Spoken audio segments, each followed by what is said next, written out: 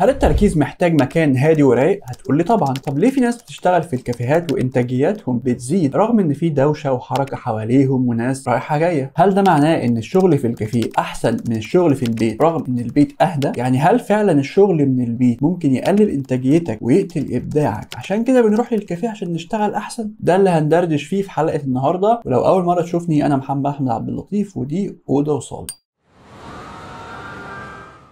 البيت من أحب الأماكن لقلبي. البيت بيمثل لبعض الناس السكينة والراحة والهدوء والسلام النفسي، بس في نفس الوقت ممكن يمثل لناس تانية الهموم والمشاكل والتفكير الزيادة. أصل في مشاعر متخزنة في مخنا وفي عقلنا مرتبطة بأماكن معينة، وكل مكان في البيت مرتبط بدوره بمشاعر مختلفة. عندك مثلا مكان ممكن تربطه بلمة العيلة، مكان ممكن تربطه بإنك تتفرج فيه على التلفزيون، مكان تربطه بإنك تستريح فيه. فمخك مش متعود إنك تشتغل وتنجز في البيت. مثلا البيت ممكن يكون متبرمج في مخك إنه مكان لمة العيلة، للفرجة على التلفزيون، للنوم والهدوء. فمخك ممكن ما يكونش متبرمج بالشكل الاساسي ان البيت دوت مكان للشغل. فمخك ممكن يكون مش مربوط بان هو يشتغل ويركز في البيت. فلما بقى تيجي تحاول تشتغل وتنجز في البيت هتلاقي ان في مشتتات كتيره حواليك، فصعب مثلا انك تحاول تركز وتشتغل على الكنبه هي نفسها الكنبه اللي بتتفرج فيها على التلفزيون. مخك هيقول لك يا اسطى افتح لنا كده حبه يوتيوب، هات الموبايل اتفرج على حبه ريلز، فرفش الدنيا كده. ده بقى اللي بنسميه الذاكره السياقيه. يعني ازاي هتقنع عقلك وانت لابس كده بيجامتك الجميله انه يركز ويشتغل ويحاول يلحق الديدلاين اللي مديرك قرفك بيه وانت قاعد وموفر لمخك كل وسائل الراحه، ومع ذلك تطلب منه اقصى تركيز؟ هتقول لي طب ما يا اسطى في ناس كتير قوي بتشتغل اونلاين من البيت والدنيا زبادي في الخلاط وبينتجوا وبيشتغلوا. صح، فعلا في ناس ممكن تشتغل في البيت وانتاجيتهم تبقى ممتازه، بس لما تخش كده في التفاصيل والدهاليز، وانا عارفك بتحب الدهاليز، هتلاقي ان في تفاصيل معينه لازم تعملها عشان تعرف تشتغل من البيت. وقاعدة طيفة الذهبية: افصل أماكن الشغل عن أماكن الراحة. يعني إيه يا عم طيفة؟ تعال نرجع شوية.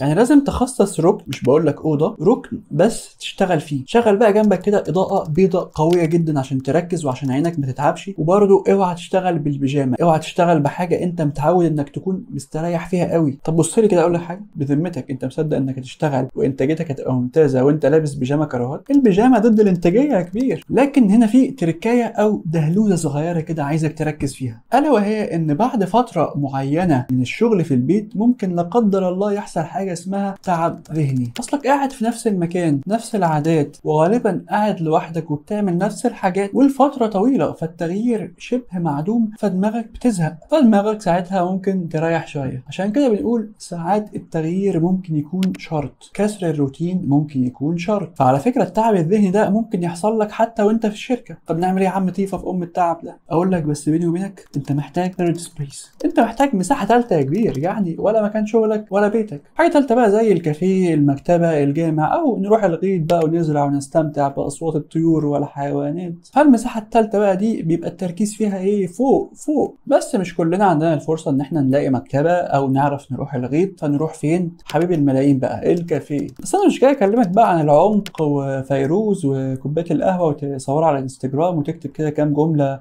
مع صفحه من كتاب ملهاش اي علاقه باللي انت بتعمله وتعمل تاج لكافيه في ايجيبت عشان توري ان انت من طبقه معينه. سيبك من الكلام ده كله، انا جاي اكلمك عن الكافيه من زاويه تانية. الكافيه ده بتحس فيه انك مميز كده، حد بيخدم عليك يجيب لك كوبايه القهوه تشربها تتمزج، تحس انك كينج في نفسك وسط الناس، تحس انك احمد السويدي كده وانت معكش غير ال 100 جنيه اللي هتشرب بيهم القهوه. انا دلوقتي عرفت ليه بيقولوا ما اجمل دموع المحبين عندما تختلط برشفات القهوه. ما اكيد هتعيط يا عم، انت فلوسك خلصت على القهوه اللي هتشربها دي. المهم يا عم المفلس التاخر، خدني جنبك عشان ساعات الحال بيبقى من بعضه. خليني اقول لك ليه انتاجيتك بتزيد في الكافيه. في قافيه تنفع شعر، على فكره شعر فاشل بس ينفع. الكافيه مكان لذيذ تحس فيه بالتركيز. اول حاجه الكافيه ما فيهوش اي ارتباط بمضيق، فاكر حلقه السفر؟ حاجه قريبه منها. فالكافيه ما فيهوش الكنبه اللي بتقعد تريح عليها وتتفرج على 9000 ريل مالهمش اي لازمه، ولا في المكان اللي بتريح فيه بعد وجبه غدا جميله من الحاجه. فهو مكان محايد، مكان جديد، فعقلك يقدر يخش فيه بسهوله المود بقى بتاع التركيز والانتاجيه، لانه ببساطه مكان خارج الروتين. اما السبب التاني فهو السوشيال بريشر او الضغط الاجتماعي. يعني احنا يا عم لطيفه هربانين من البيت عشان الضغط، جيت تقول لي في الكافيه برضه هنلاقي ضغط. الضغط ده كبير حاجه ايجابيه كده محفزه، يعني لما تلاقي واحد قاعد جنبك بيقرا كتاب، بيتفرج على حلقه اوضه وصاله بتركيز، بيشتغل على الكمبيوتر تك تك تك تك، فانت لا شعوريا طاقه العمل دي تعديك وتخليك تذاكر ساعه وساعتين وانت مركز كده ومنسجم من غير اي مشتتات. هتقول لي طب والدوشه؟ هقول لك الدوشه تشتغل كانها وايت نويز كده في الخلفيه، تخليك حتى ساعات تركز اكتر. وايت نويز يعني الضوضاء البيضاء، بس هي الكلمه بالعربي مش منتشره قوي، فسامحوني ان انا قلتها بالانجليزي بقى. بس الشغل بقى عدوى وهيعديني، مش مقنع انت يا عم تيفا. بص يا كبير، مش انت لما تشوف حد بيتاوب كتير تتعدي تتاوب؟ لو شفت حد بيضحك كتير برضه تتعدي وتضحك؟ اعتبر الشغل يا عم زي التثاؤب او زي الضحك، لما تشوف حد بيشتغل كتير انت من نفسك وانت اصلا جواك عايز تشتغل ممكن تتعدي وتشتغل انت كمان. فالجو العام بتاع المحيط بتاعك في الغالب بيأثر عليك. اقتنعت؟ اخش على السبب الثالث ممكن. السبب الثالث هو الاستقلالية. لما بتشتغل من البيت فرصة انك تتشتت بتكون كبيرة قوي، ممكن حد يطلب منك حاجة، تشوف حاجة تنشغل بيها، تفكر في 100 حاجة. لكن لما بتروح الكافيه انت مش بتخدم حد، بالعكس انت اللي بتتخدم، وفي المقابل بتدفع ثمن الخدمة بدل المرة 10. وفي الكافيه صح محدش يكون عارفك هناك الا لو انت حد مشهور بقى، دي حاجة تانية، بس في ناس بتتونس بيهم، وتونس يعني او معرفش الكلمة بقى ايه، تونيسة حلوة، انس. الانس حلو. ليه بقى حلو؟ عشان الاحاديث الجانبيه شبه معدومه، ولو حصلت اصلا بتبقى قصيره، فانت بتتونس بيهم وفي نفس الوقت مش بتنشغل بيهم ولا بتتكلم في كلام مش هيفيدك قوي. فبوجه عام مش هتضيع وقت في الكلام الا بقى لو اللي هتتكلم معاك بنت وانت كده شخص ايه خلبوس، فساعتها ما اضمنكش. بس ابوس ايدك انت جاي تشتغل، اغزي الشيطان يا ناجي. فالازعاج في الكافيه اقل والانتاجيه اكبر. طب يا عم تيفا هو البيت مكان وحش للدرجه دي؟ لا بالعكس، البيت مكان جميل جدا انصح بيه، بس بشرط تطبق الحاجات اللي انا قلت لك عليها من شويه. نسيتها؟ انت كده مش مركز معايا. طب اول حاجه ركز.